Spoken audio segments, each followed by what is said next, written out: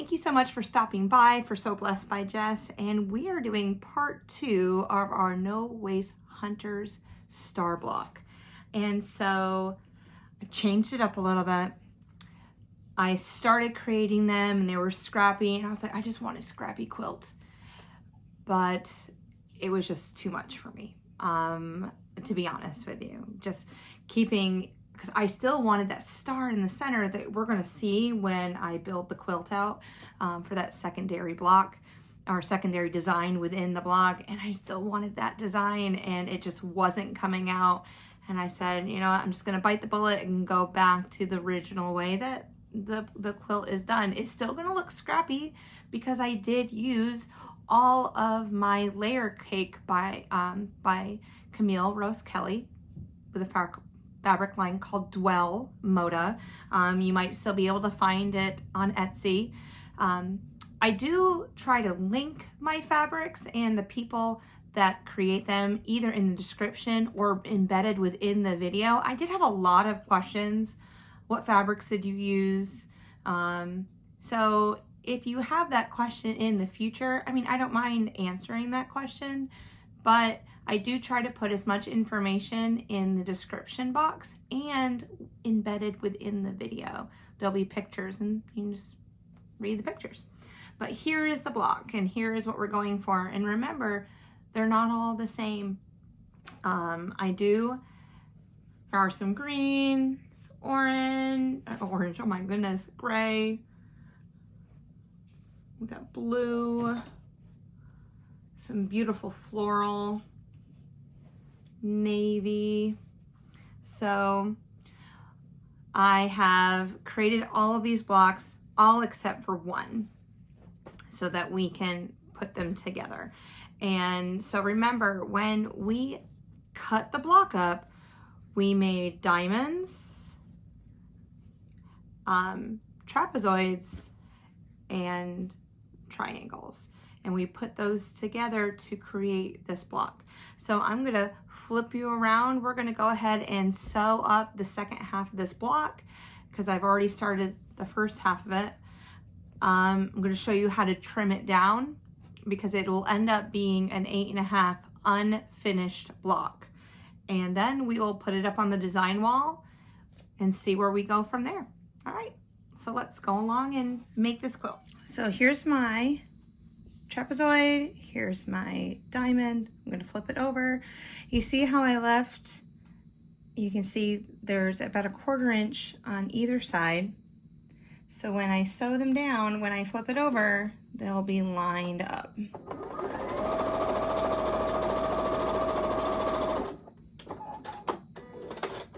Okay, I'm gonna finger press it for you. You see how, oops, how that lined up. Now I'm gonna go ahead, flip over to the other side.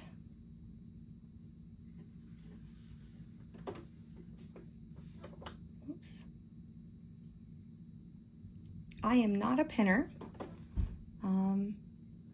I just take my time and work through it.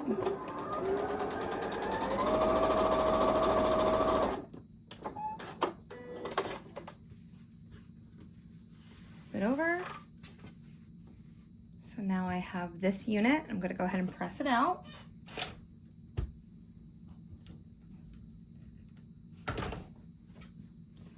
Now I'm going to take my large triangle. I'm going to crease it in the middle to find my center and then place it right in the middle. Flip it over. I want my triangle on the bottom because there's no seams and it'll feed a little bit better. Sew that down.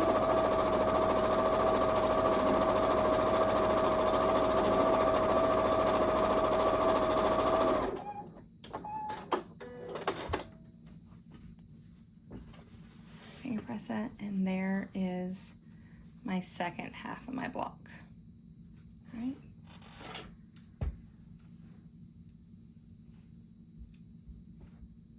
I'm going to pull you out a little bit.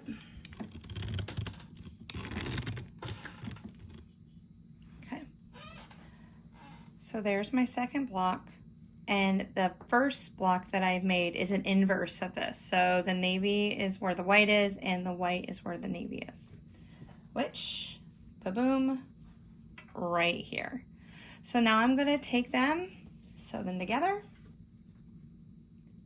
lining up those seams where the diamonds and the trapezoids come together. And let's sew down that long seam.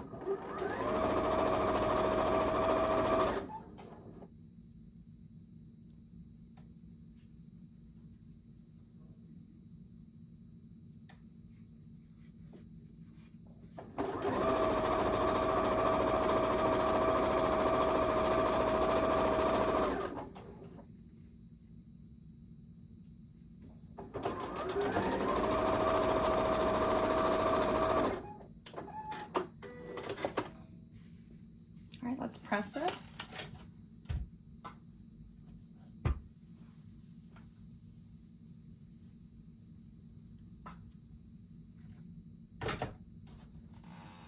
And there we go. And as you can see, we have some trimming to do, and it's just because as you are sewing these pieces together, it's shrinking, or not shrinking, it's taking in the seams.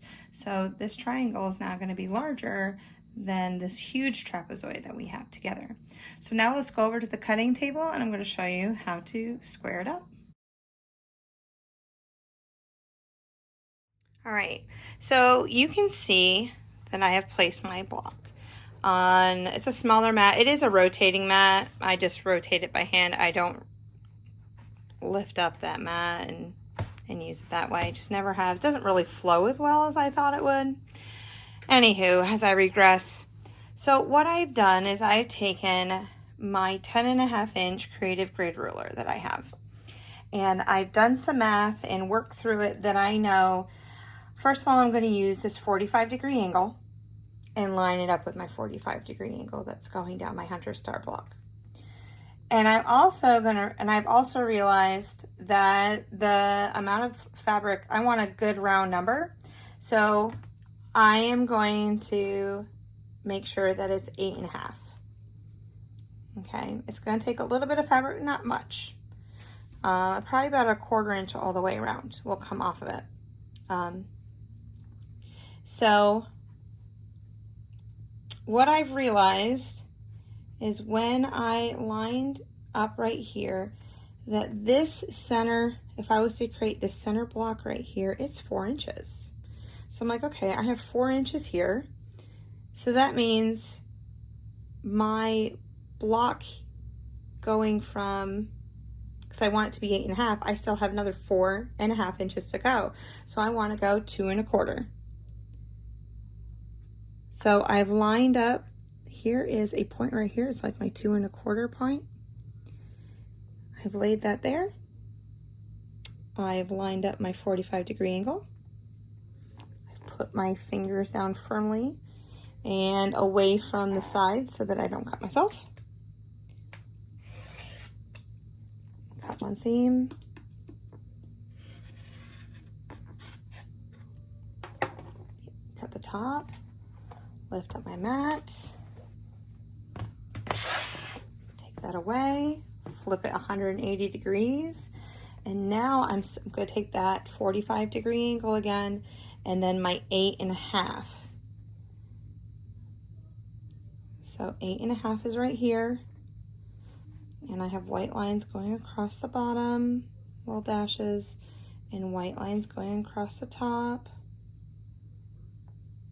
Okay. And if I look up here again, if I think like 1 inch, 2 inch, oh, I have that 1/4 and it's lined up right on that corner again. So that's how I also knew that it was going to be square.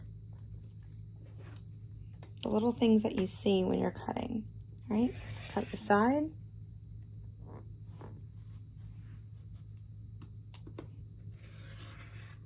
Sorry, I moved that. Cut the top. And voila, you now have a beautiful 8.5-inch block.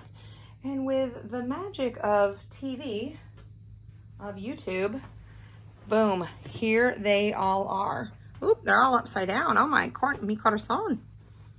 But here they are, as beautiful as can be. All right, I'm gonna take you over to my design wall. I'm gonna put some of these up. We're gonna start creating rows. All right, so excuse my teacher summer outfit, but show your work. That's what being a math teacher, I always stated that multiple times to my students. So here we go. I'm just gonna place a couple blocks up here so you can see the secondary pattern. So I'm not really worried 100%. Okay, so if I have a dark here, I'm gonna put a light here for my triangle, and it's gonna start creating this star right here. So I have dark, light, dark, light. Again, this is my dark, and this is my light on this fabric, or this block.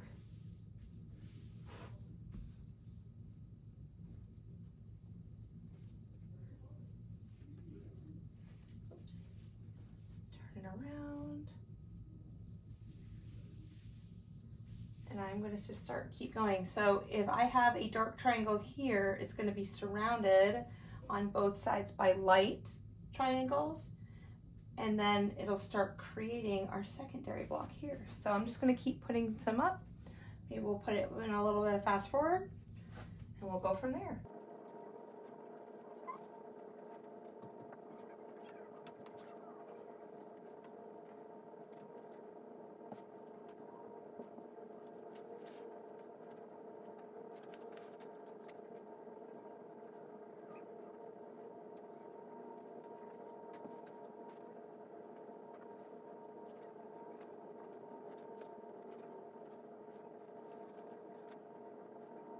As you can see, it's starting to appear. I have my secondary star pattern is coming through. So I'm gonna go ahead, rearrange the rest of these blocks and see what we come up with.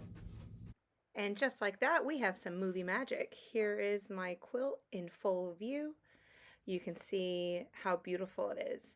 The next picture I'm going to show you is I took our picture and I wanted to show you that after you have moved all your fabric, put it in a gray scale and see if the values are equally distributed also.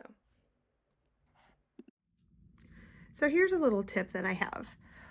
After I put all my blocks on the design wall and I go to take them off, I want to make sure that they stay in a certain order. I have collected all of my fabric in my rows, and this is the top block is the block that is all the way to the left side of my quilt. And I have them all put together, and to make sure that I know which side is up, I put a pin in the upper left-hand corner. So when I sew, I know that this is the orientation of that row, and I just sew one right after the other, right after the other.